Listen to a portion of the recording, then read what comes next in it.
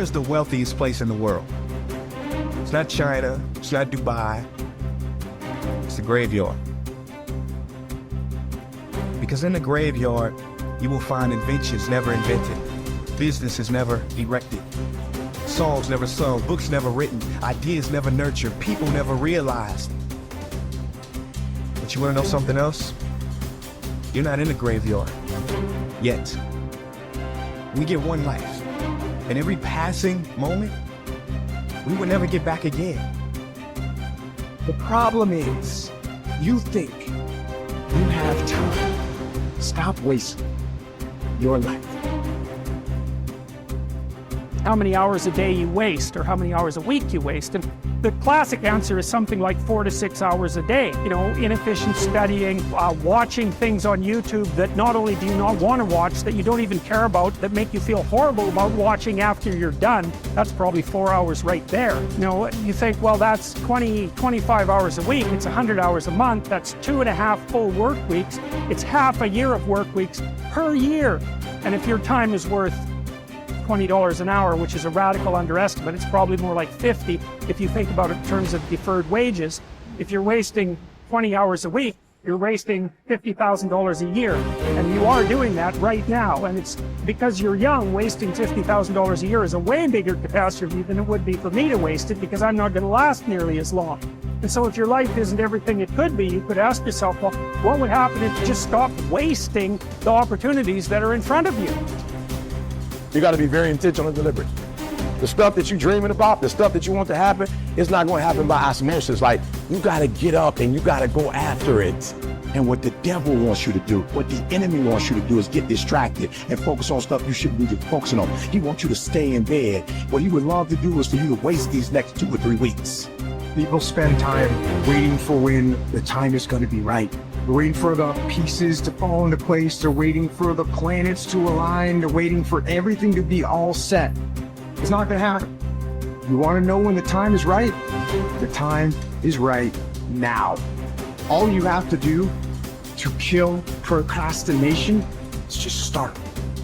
More active and commendable still is the person who is waiting for the daylight and intercepts the first rays of the sun. Shame on him who lies in bed dozing when the sun is high in the sky, whose waking hours commence in the middle of the day. You have to dedicate every breath, every ounce of energy, and every thought and effort that you possibly have in your heart to becoming what it is you want to be. Because nothing great comes from a position of comfort. Everything worthwhile, everything that is great comes from being in a position of uncomfortable. Nothing worthwhile is easy to get. Everything's going to make you uncomfortable. Get used to it. And if you can get used to being uncomfortable, your limits are non-existent. Everything strives to become all it can possibly be, and that striving to become is what discipline is all about. Disciplining ourselves to fulfill our natural potential to become all that we can be. And finally, discipline attracts opportunity. Opportunity is always looking for ambition and skill in action. Discipline taps the unlimited power of commitment. The human will in action, driven by inspiration, enticed by desire, tempered by reason, guided by intelligence, can bring you to that high and lofty place called the good life.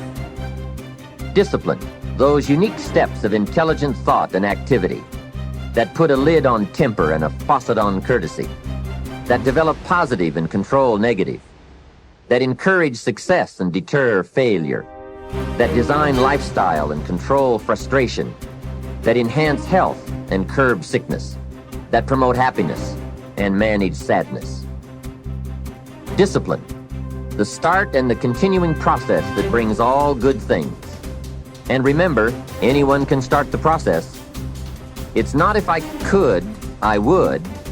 It's if I would, I could. If I will, I can. So start the new process.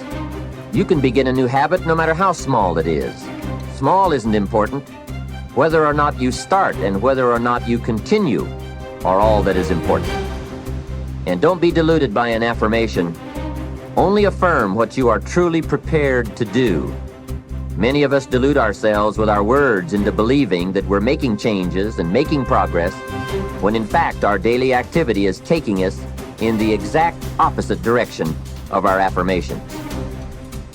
Why would you walk in the opposite direction of your dreams? The man dreams of wealth and walks daily towards certain financial disaster. The man wishes for happiness and thinks the thoughts and commits the acts that take him to certain despair. So to have a prosperous life, start a prosperity plan. To become wealthy, start a wealth plan. Remember, you don't have to be wealthy to have a wealth plan. A person with no means can have a rich plan. If you are ill, start a health plan. If you don't have energy, start an energy plan. If you don't feel good, start a feel-good plan. If you're not smart, start a smart plan. If you can't, start a can plan. If you haven't, start a have plan. Anyone can. Even a bad person can start hearing good messages and reading good books. Recognize that the start of the better life, the happy life, the wealthy life, is today. This is exciting. Both the process and the result can begin today. Start the new journey today. If you think of a new idea, today is the day to begin the discipline of putting that idea into action. Set this day up as a long, busy, exciting start for your new life. Get your first book for your new library today. Begin your new practice of setting goals today. Start clearing out a drawer of your new orderly desk today. Start eating an apple a day on your new health plan today. Put some money in your new investment for fortune account today. Start reading with intensity for your new wealth of mind plan today. Write a postponed letter today. Make a delayed telephone call today. Pick up your camera and take a picture of something to start your new treasury of photographs today. Get some momentum going on your new commitment to the better life. See how many activities you can pile on in this first day. Go all out. Break away from the negative downward pull of gravity. Start the thrusters going. Prove to yourself that waiting is over, hoping is past, and that faith and action have now taken charge. It's a new day, a new beginning for your new life. With discipline, you can't believe the list of positive moves you can make in the first day of your new beginning. What have you got to lose? Only the despair and fear and guilt of the past. Only the dissatisfaction and unhappiness and lack of fulfillment of the past. Only the frustration and low self-esteem of the past. Don't let yourself forget how many doctors have died, furrowing their brows over how many deathbeds, how many astrologers after pompous forecasts about others' ends, how many philosophers after endless disquisitions on death and immortality, how many warriors after inflicting thousands of casualties themselves, how many tyrants after abusing the power of life and death atrociously, as if they were themselves immortal. How many whole cities have met their end? Haile, Pompeii, Herculaneum, and countless others. And all the ones you know yourself, one after another. One who laid out another for burial and was buried himself, and then the man who buried him, all in the same short space of time. In short, know this: human lives are brief and trivial. Yesterday, a blob of semen. Tomorrow, embalming fluid, ash. To pass through this brief life as nature demands. To give it up without complaint. Like an olive that ripens and falls. Praising its mother, thanking the tree it grew on. If you do the task before you, always adhering to strict reason with zeal and energy, and yet with humanity, disregarding all lesser ends and keeping the divinity within you pure and upright, as though you were even now faced with its recall.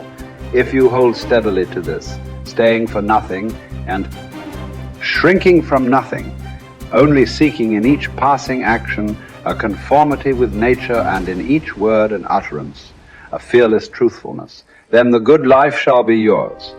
And from this course, no man has the power to hold you back.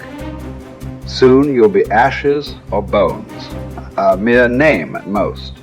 And even that is just a sound, an echo. The things we want in life are empty, stale and trivial. Dogs snarling at each other, quarreling children, laughing and then bursting into tears a moment later. Trust, shame, justice, truth, gone from the earth and only found in heaven. Why are you still here? Sensory objects are shifting and unstable. Our senses dim and easily deceived. The soul itself a decoction of the blood. Fame in a world like this is worthless. And so, wait for it patiently, annihilation or metamorphosis.